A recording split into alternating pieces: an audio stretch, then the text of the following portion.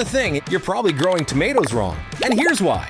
You might think quality seeds, plenty of sun, some support, and that's it. Easy, right? Well, in this video, you'll learn how to fix 30 mistakes that can ruin your harvest before it even starts. Group number 1, planting mistakes. Number 1, your seeds might already be dead and you won't know until it's too late. We've all been there, holding on to last year's seed packet thinking it'll be fine, but time dries them out and low germination ruins your timing before the season even begins. We always test first. Damp paper towel, 10 seeds, zip bag, warm spot. If fewer than 70% sprout after 3 to 5 days, we don't risk it. It's hard to toss seeds you saved, but it's even harder to replant everything in mid-May.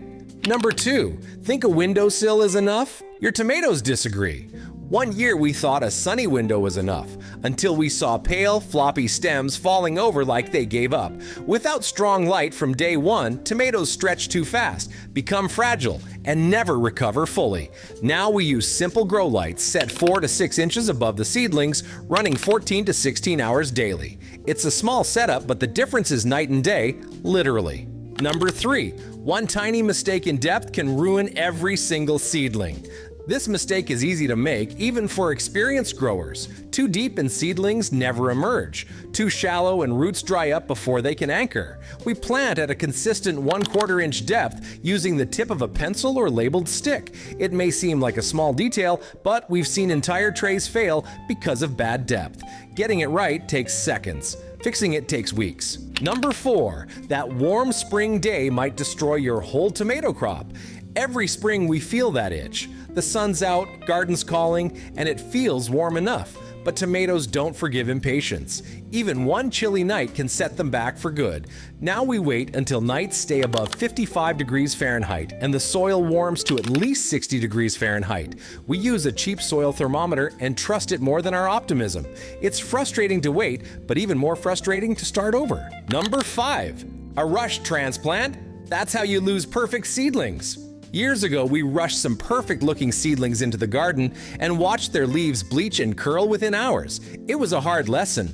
Now we take 7 to 10 days to harden them off, starting with 1 hour outside in shade and slowly increasing light and wind exposure. That patience builds real toughness, and when planting day comes, they don't just survive, they grow like they mean it. Wait, are you subscribed? Help us keep making awesome content. A like, a sub, and a quick comment go a long way. Thanks in advance. Group 2, care and maintenance mistakes. Number 6, crowding your plants? You're building a disease factory. When tomatoes are spaced too tightly, they compete for sun, nutrients, and airflow. We've seen entire rows wiped out by blight that spread leaf to leaf. Our rule now is simple. 18 to 24 inches between plants, minimum. It feels like wasted space at first, but as they grow and branch out, that breathing room becomes protection. Crowding leads to disease. Space gives them strength. Number 7, this watering habit silently ruins your harvest. Irregular watering causes split fruit, blossom end rot, and stressed plants. Early on, we watered when we remembered and paid for it in ruined harvests. Now we set reminders and use mulch to hold moisture steady. Deep, consistent watering twice a week works best for us. Tomatoes love rhythm. They get confused and bitter when that rhythm breaks.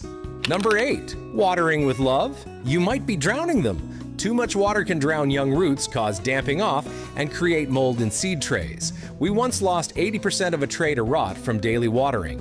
Since then, we only water when the surface dries out and trays feel light. Bottom watering also helps. Moist, not soggy. That's the line. Staying just under that line keeps roots healthy and air flowing. Number 9, skipping mulch. You're handing weeds the keys. Mulch seemed optional to us until we noticed how quickly our soil dried out and weeds took over. Now we mulch every bed as soon as plants are established. Straw, compost, or shredded leaves all work. It locks in moisture, stabilizes temps, and blocks weeds. And once you mulch, you'll notice the soil underneath stays alive. Number 10, letting tomatoes grow wild doesn't mean more fruit. We once let our indeterminate plants grow wild, thinking more leaves meant more fruit. What we got instead was chaos. Thick foliage, tangled stems, and poor airflow. We now prune suckers below the first flower cluster and limit each plant to 1 to 2 main stems. It improves airflow and fruit size. Controlled structure equals healthier, more productive plants. Group 3, fruit and plant health mistakes. Number 11, letting vines touch soil is an open invite to disease. When tomato vines lay on bare soil, they're exposed to pests, rot, and soil-borne disease. Years ago, we lost half a bed this way. Now we support every plant with cages, trellises, or sturdy stakes. Getting them upright early means less breakage, better airflow, and cleaner fruit. It's one of the simplest things you can do for healthier, more manageable plants. Number 12, not all tomatoes want cages. Some will snap in protest. Not every tomato variety can handle cages. Some break under their own weight. We learn to match the system to the plant. Stakes for indeterminates, cages for small determinates, and strong trellising for anything vigorous. Choosing wrong means broken branches, tangled fruit, and hours of frustration mid-season. Start strong and the rest follows. Number 13, your plant is screaming for help. Are you missing the signs? Yellowing leaves, purple veins, curling tips? Tomatoes speak through symptoms. We used to overlook them. Now we watch closely and act fast.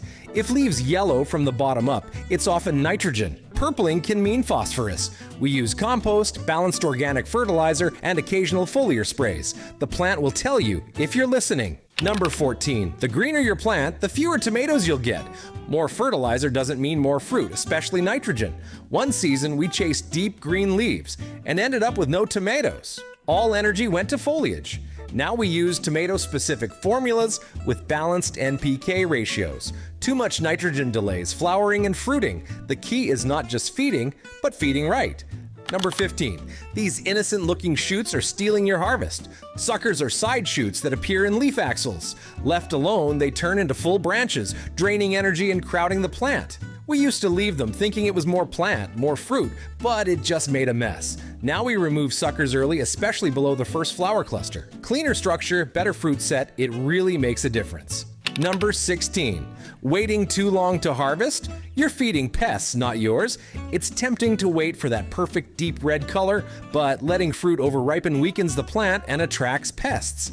At Rooted Revival, we harvest tomatoes just as they blush, then ripen indoors on a sunny windowsill. This not only protects your crop, but also encourages the plant to keep producing instead of stalling. Number 17, that tiny spot on a leaf? It's about to become your nightmare. Spots on lower leaves, yellowing edges, blackened stems, these are whispers before the storm. We used to ignore them, now we act at the first sign. Remove affected leaves, increase airflow, and apply organic fungicide. Waiting even a few days can mean the difference between a salvageable plant and a total loss.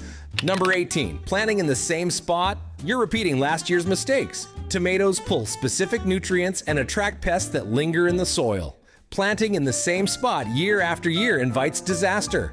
We rotate our tomato beds on a 3-year cycle, never planting in the same space 2 years in a row. This breaks disease cycles and gives soil time to recover. It's long-term protection built into your plan. Number 19, a few weeds today, a tomato disaster tomorrow. Weeds compete directly with tomatoes for water, nutrients, and space. Worse, they create a moist, hidden environment where pests thrive. We used to think a few weeds were harmless until they weren't. Now we weed weekly and use mulch as a shield. Clean beds grow stronger, cleaner fruit. We learned that the hard way. Number 20, saving seeds? Make sure you're not saving problems too. Saving seeds from your best fruit makes sense, unless the plant had disease. Some pathogens carry over in the seed, ruining next year before it starts. We only save seeds from healthy, vigorous plants and always sanitize them. A few minutes of care in fall saves months of frustration in spring.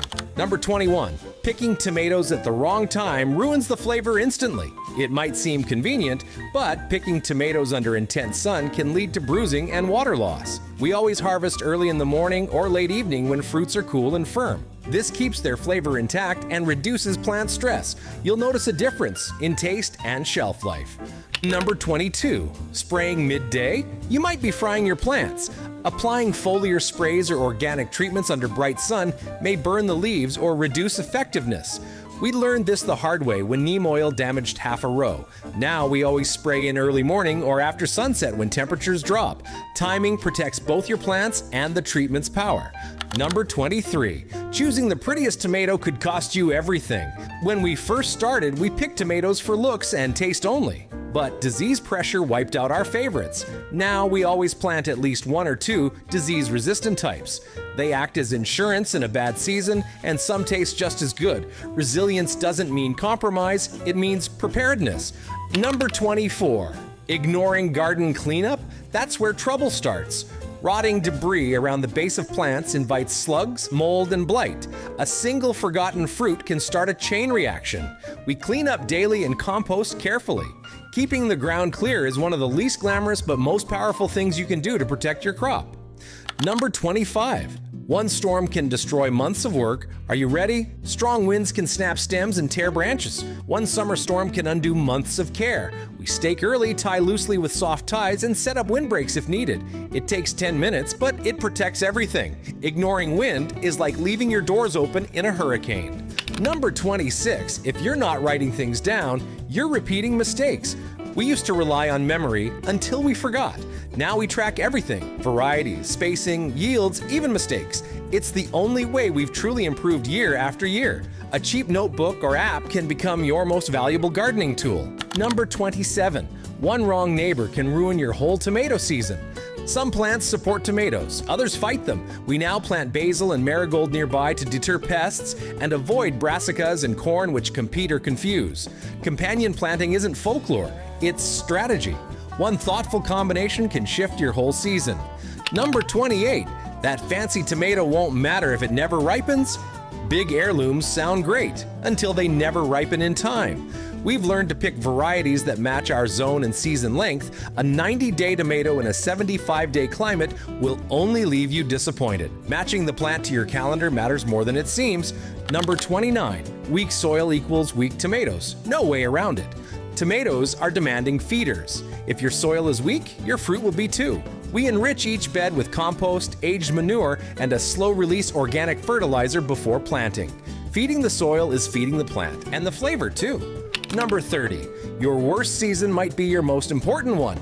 Tomatoes are humbling. One year you get baskets, next year almost nothing. We've been there. What matters is learning and returning. Every mistake you've just heard, we've made, and we still grow. That's why we made this list. So your next season can start stronger than your last. Phew, we made it. Now you know exactly how to help your tomatoes thrive, whether it's in garden beds, containers, or even indoors. Catch you in the next video.